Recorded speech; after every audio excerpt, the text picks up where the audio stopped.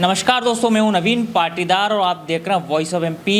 किसानों का मुद्दा हो, एमपी सबसे पहले खबर दिखाता है। साथ ही अगर बात की जाए तो किसान नेताओं से लगातार वॉइस ऑफ एमपी टीम रूबरू हुई है और किसानों की आवाज़ को लेकर कितनी दमदारी से उठा रहे हैं, इसे लेकर हम आपको बताते आए हैं। अगर बात की जाए तो इस वक्त हमारे साथ मौजूद है दिल्ली किसान आंदोलन के मुख्य किरदार निभाने वाले सरोज बादल जी। उनसे बात करेंगे कि वे एक दिवसीय नीमच दौरे पर है, जहाँ पर किस तरीके से मध्य प्रदेश में किसान आंदोलन को लेकर क्या तैयारियाँ चल रही है और किस तरह के हालात किसानों के और किस तरह की तैयारियों को लेकर वे जो दौरे कर रहे हैं। सरोज जी, स्वागत है आपका। धन्यवाद बहुत बहुत। अभी बात की जाए तो क्या आपके पास बड़ी जिम्मेदारी मिली हुई, किस पद पर आप काबिज हैं?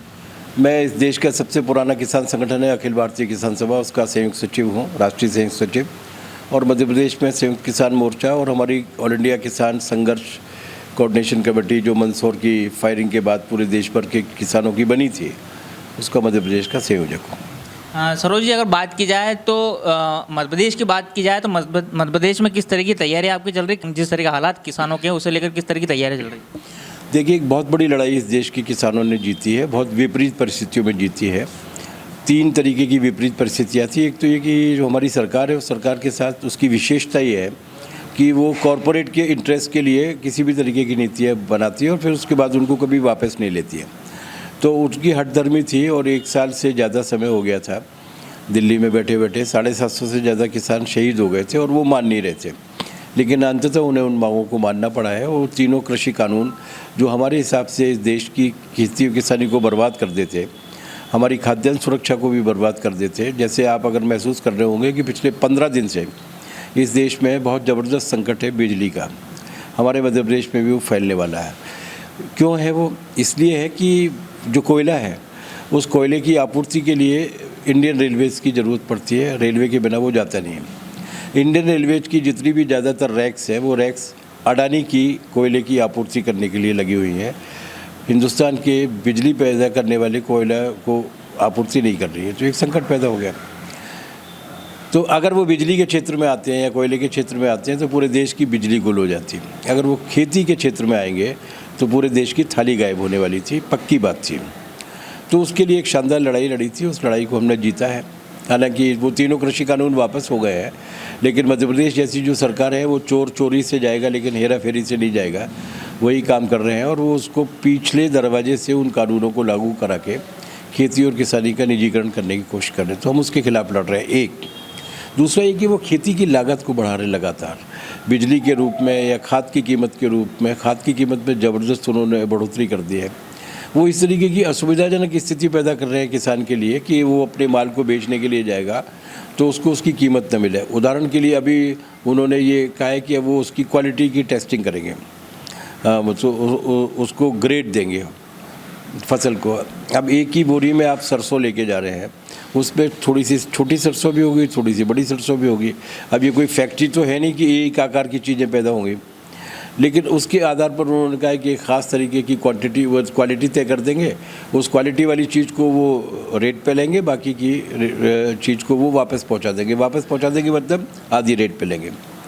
ये बड़ा हमला है किसान पर। तो इन सारे इश्यूज़ को लेकर हम लोगों ने ये तय किया है कि हम मई के महीने में ही मध्य प्रदेश के जितने भी किसान संगठन हैं उनके साथ बैठेंगे और एक अनवरत आंदोलन की प्रक्रिया हम लोग शुरू करेंगे दिल्ली की तर्ज पर, ताकि मध्य प्रदेश की सरकार से भी इन कानूनों को वापस कराया जा सके। सरोज जी, अगर बात की जाए तो क्या मध्य प्रदेश विधानसभा 2023 से पहले कोई मध्य प्रदेश में एक बड़ा आंदोलन हमें देखने को मिल सकता है? बिल्कुल, मध्य प्रदेश में किसानों का और मजदूरों का दोनों का ही मिलेगा, लेकिन किसानों का खास तौर से मिलेगा क्योंकि इस बीच में सरकार एक और बड़ा काम कर रही है जो खेती किसानी के खिलाफ है। वो है कि बड़े पैमाने पर ज़मीन का भी निजीकरण और कंपनीकरण कर रही है। आदिवासियों से भी छीनी जा रही है और खेती की ज़मीन को भी छीनी जा रही है, जो बड़ी बड़ी कंपनियों को दी जा रही है। तो ऐसे ज्वलन सवाल हैं। एक भी जिला नहीं है जहाँ के किसान अपनी विशेष और आम समस्याओं की वजह से परेशान नहीं हो। तो हम उन सारे मुद्दों को इकट्ठा करके मध्य प्रदेश में, चुनाव तो बहुत दूर है 2023 में, हम 2022 में एक बहुत ज़बरदस्त आंदोलन को विकसित करेंगे। और हम ये चाहेंगे कि जितने भी किसान संगठन हैं या जितने भी किसानों के बीच में काम करने वाले लोग हैं, इस वक्त वो अपने झंडे और अपने संगठन के महत्व को भूल कर एकजुट होने की कोशिश करें, क्योंकि किसान बचेगा तो संगठन बचेंगे। तो हम व्यापकता में एकता बनाने की भी कोशिश कर रहे हैं। अगर बात की जाए तो एक बड़ी समस्या हमने देखी, हम किसानों के बीच में रहते हैं, जब माल किसान के खेत में होता है तो उसके भाव बड़े आसमान पर होते हैं, लेकिन वो माल जब किसान लेके मंडी आ जाता है तो दाम गिर जाते हैं। बीच के बिचौलियों को लेकर कोई कानून बनना चाहिए, इस तरह की मांग आप करेंगे सरकार से? हम तो शुरू से ये मांग कर रहे हैं कि प्राइस को कंट्रोल करने के लिए गवर्नमेंट के इंटरवेंशंस हमेशा ज़रूरी होते हैं। जैसे ये जो सार्वजनिक वितरण प्रणाली का सिस्टम हम लोगों ने एडॉप्ट किया था 1956 के बाद से, उसका मतलब ये था कि अगर सार्वजनिक वितरण प्रणाली से राशन की दुकानों से अगर एक कीमत पर चीज़ें मिलेंगी तो बाज़ार में एक सीमा से ज़्यादा कीमतें नहीं बढ़ेंगी, जाहिर सी बात है। तो आपको प्राइस कंट्रोल के लिए इकोनॉमिक्स के बहुत सारे नियमों में से एक नियम ये भी है कि सरकार हस्तक्षेप करके उसकी एक लिमिट तय कर दे। दुर्भाग्य की बात यह है कि सरकार ने उद्योग घरानों के लिए जो लिमिट तय करने की भूमिका थी वो तो ख़त्म कर दी। उदाहरण के लिए सरकार की हमारे यहाँ कानून था कि कोई भी दवा अगर बनेगी तो सरकार उसकी कीमत तय करेगी। कीमत तय करेगी मतलब ये कि 13 रुपये से ज़्यादा नहीं बिकनी चाहिए, कॉस्ट वॉस्ट जोड़ के, मुनाफा वगैरह जोड़ के। लेकिन अब उन्होंने उसको पूरे के पूरे काम को, मैकेनिज़्म को ख़त्म कर दिया। तो कंपनियों को पूरी तरीके से छूट है कि वो किसी भी कीमत पे बेच सकते हैं, और इससे ठीक उल्टा काम उन्होंने यहाँ पर किया है। और किसानों के लिए जो एमएसपी हुआ करती थी, उस एमएसपी को या तो सारी फसलों के लिए, जिनसों के लिए घोषित नहीं किया, या अगर घोषित किया भी तो उसको प्रभावी तरीके से लागू नहीं किया। अब जैसे पता चला, अभी आपने बताया कि 1 रुपये किलो लहसुन किसान से यहाँ पर ख़रीदा जा रहा है। हास्यास्पद बात है, हास्यास्पद। कल भी मैंने 40 रुपये किलो ख़रीदा है भोपाल में, मतलब परसों भी। तो आप इतना गैप कैसे हो सकता है कि मतलब कोई दक्षिण अफ्रीका से तो नहीं आ रहा। जाहिर सी बात है कि एक ऐसा तंत्र खड़ा कर दिया है उन्होंने जो किसान को सिकोड़ के रखता है और ऊपर तक उनको नहीं जाने देता। हमारा मानना है कि सरकार को इसमें इंटरवेंशन करना चाहिए, उसे न्यूनतम कीमत घोषित करनी चाहिए, न्यूनतम कीमत से कम खरीदने वाले पर एक दंडनीय अपराध लगाना चाहिए, और जो उस कीमत पर अगर कोई नहीं खरीदता है तो सरकार को खरीदना चाहिए। इससे पूरे मार्केट में, अनाज की जो ग्रेन मार्केट है, उस मार्केट में एक संतुलन पैदा होगा, किसान भी जीवित रहेगा और बाज़ार भी चलता रहेगा। सरकार को काम करना चाहिए, लेकिन शिवराज करेंगे नहीं, क्योंकि शिवराज की यही घटना तो मंदसौर में थी 6 जून को जो हुआ था 2017 में।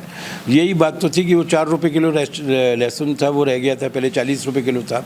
किसानों ने मांग की कि भाई सरकार हस्तक्षेप करे, उनने गोली चला दी। उनकी कोई हमदर्दी किसानों के प्रति है नहीं, वो पूरी खेती किसानी को ऐसी स्थिति में पहुंचा देना चाहते हैं कि मजबूरी में आके वो अपनी खेती छोड़ जाए और बाद में कंपनियां उस पर राज करें। हम होने नहीं देंगे ऐसा। अगर बात की जाए इस क्षेत्र की, तो अफीम उत्पादक ये क्षेत्र है, यहाँ पर अफीम किसानों का एक बड़ा दर्द है। पहले अफीम के भाव नहीं मिल रहे उनको। दूसरा अगर बात की जाए तो सीपीएस पद्धति लागू कर दी, उसे लेकर किसान जो है एक सहमा सा है कि उसे कहीं खेती से पलायन नहीं करना पड़े। तो क्या सोचते हैं इसे लेकर? यहाँ पिछले 10-15 साल से सरकार लगातार इस बात की कोशिश कर रही है कि ओपीएम जैसे, अफीम जैसे सवाल को वो निजी कंपनियों के हाथों में दे दें। पहले उन्होंने एल्कोलाइड एंड ओपीएम फैक्ट्री का निजीकरण करने की कोशिश की, हम लोगों ने आंदोलन करके उसको रोका। उसके बाद उन्होंने ये कोशिश की कि उसके समानांतर 2 प्राइवेट कंपनियों को प्रोसेसिंग के काम को दे दिया जाए। हमें मालूम था कि अगर प्राइवेट कंपनियों के हाथ में प्रोसेसिंग पहुंच गई तो सरकारी कंपनी अपने आप बंद हो जाएगी। हमने उसका विरोध किया, उसको रोका गया। शैलेंद्र सिंह ठाकुर जी के नेतृत्व में उस ज़माने के जो वित्त राज्य मंत्री थे, उन लोगों से जाकर हम लोगों ने बातचीत की और उन्होंने आदेश जारी किया कि ऐसा नहीं होगा। लेकिन जब से बीजेपी सरकार आई है वो 2 तरीके से काम कर रही है। एक काम तो ये कर रही है कि जो गवर्नमेंट का जो सिस्टम है ओपीएम को प्रोसेस करने का, एल्कोलाइड में तब्दील करने का, उस सिस्टम को एबोलिश कर दिया जाए। प्राइवेट कंपनीज़ को इस तरीके के एवेन्यूज़ दे दिए जाए जहाँ पर जाकर वो मनमर्जी तरीके से करें। और दूसरा काम वो ये कर रही है कि ऐसे नए सिस्टम्स को ले आएँ, जैसे ये सीपीएस की जो प्रणाली जो ये बात कर रहे हैं, उस सीपीएस की प्रणाली में भी उनको मालूम है कि इसकी एक्सपर्टाइज किन के हाथ में है।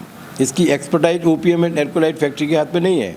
इसकी एक्सपर्टाइज के नाम पर वो फिर किसी और कंपनी को लेकर आएंगे। अभी जैसे वो योजना बना रहे हैं कि मल्हारगढ़ में या मंदसौर में कोई पीपीपी के अंतर्गत कोई एक प्लांट लेकर आए। पीपीपी का मतलब है सरकार के पैसे से निजी कंपनी के लिए आधारशिला तैयार करना।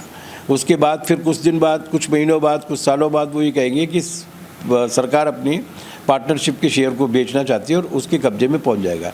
तो कुल मिलाकर वही निजीकरण की प्रोसेस को लेकर आना चाहते हैं। इसमें किसान को दोहरा नुकसान है।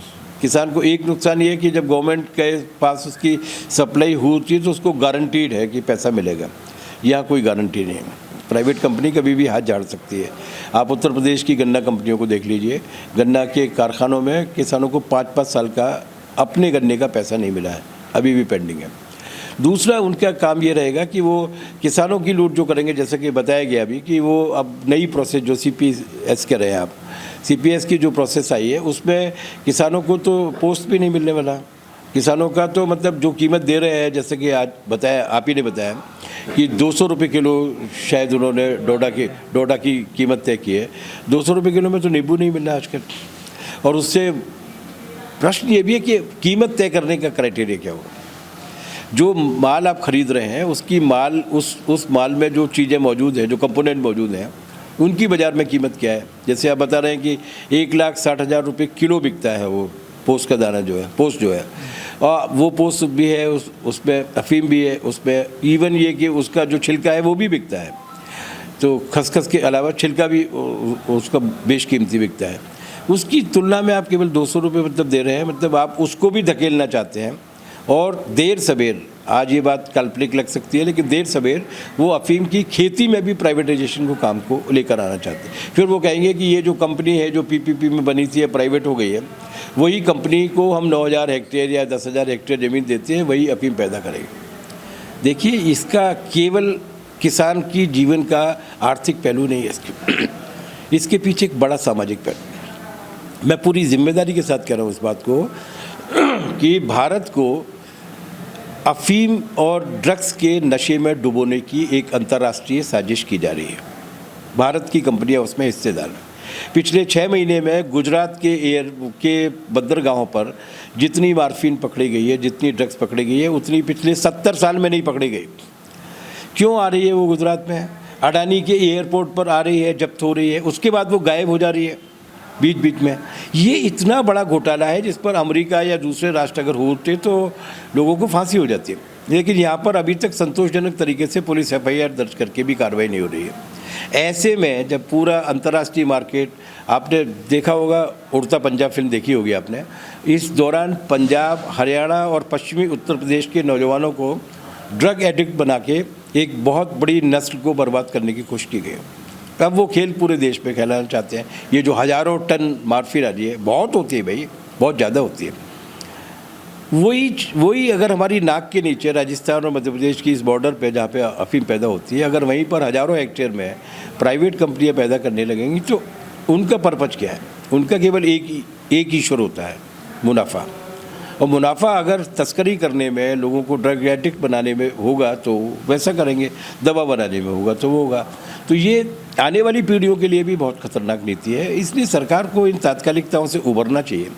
प्राइवेट कंपनियों के मालिक उनको चुनाव लड़ने के लिए हज़ारों करोड़ रुपए दे देते हैं, वो चुनाव जीत भी जाते हैं। ये तात्कालिक लोभ लालच है। लेकिन एक बार अगर अफीम ची बन जाएगा हमारा देश, तो हमने चीन को देखा है, उनकी 3 पीढ़ियाँ बर्बाद हो गई थी क्योंकि साम्राज्यवादी देशों ने उनके खिलाफ अफीम युद्ध लड़ा था। अब वैसा ही अफीम युद्ध अगर हमारे देश के खिलाफ होगा तो सरकार की एक भूमिका बनती है कि वो तात्कालिक लोभ लालच छोड़े, कभी कभार देश के बारे में भी सोच लिया करें। आप किसान आंदोलन में आपकी महत्वपूर्ण भूमिका रही है। अगर किसानों की बात की जाए तो आखिर क्या कारण है किसान एकजुट होते नहीं दिखते हैं? हमने अक्सर देखा है कि भारतीय जनता पार्टी किसान अलग है, कांग्रेस के किसान अलग है, कोई मोर्चे के किसान अलग है। तो इसका कारण क्या मानते हैं आपके? आखिर किसान मिला जुला क्यों नहीं है, बटा हुआ क्यों है? पहली बात तो ये कि आपकी बात सही है, लेकिन इस सही धारणा को पिछले कुछ वर्षों में इस देश के किसान ने तोड़ा है। ये जो किसान आंदोलन था उसमें सारी पार्टियों को मानने वाले लोग किसान वहाँ पर आए थे, किसान के नाते एकजुट हुए थे, लेकिन ये अब टूट भी रही है। लेकिन ये एक परंपरागत बीमारी है। उसकी 3 वजह है। पहली वजह तो ये है कि किसान स्वभाव से ही सीधा और भोला होता है, आत्मकेंद्रित होता है। वो अपनी ज़मीन और मौसम के बीच में रिश्ता कायम करता है, उससे आगे वो सोचता नहीं। इस पिछड़ी हुई चेतना को आगे बढ़ाने के काम के लिए एक बड़ी कोशिश की आवश्यकता है और उसको किसान के नाते एकजुट करने की आवश्यकता है। हम भी यही कहते हैं कि वोट देने के लिए जाओ तो बीजेपी को देना, कांग्रेस को देना, किसी को भी दे देना, लेकिन खेती बचाने के लिए, किसानी बचाने के लिए तो सबको एक साथ आना चाहिए। ये बात अब लोगों के दिमाग में असर करने लगी है। दूसरा ये कि उसका जो प्रोडक्शन का लेवल है वो इतना छोटा है कि वो उस बड़े पैमाने पर उसको इंटरेक्ट करने के लिए या बड़े पैमाने पर उसके हासिल को करने के लिए कोई कोशिश करे तो वो नहीं करता। और तीसरा सबसे महत्वपूर्ण सवाल ये है कि हमारे हुक्मरानों ने, हमारे समाज के जो तथाकथित वर्चस्वकारी लोग रहे हैं, उन्होंने उसको बांट के रखा है। कहीं वो पाटीदार है, कहीं वो धाकड़ है, कहीं वो ठाकुर है, कहीं वो दलित है, और उसको इस कदर बांट के रखा है कि वो अपनी इस जातिगत पहचान से बाहर निकालकर किसान की और भारतीय की पहचान भी हासिल कर पाने में मुश्किल होता है। ये एक बड़ा काम है जो हमारे देश के सुधारकों ने किया था। 1857 की लड़ाई में भी ये हुआ था, और उसके बाद जितने भी सुधारक पैदा हुए हैं सब ने यही कहा था कि भाई जाति बाद में है, पहले हम जो काम करते हैं उसके आधार पर एकता बननी चाहिए।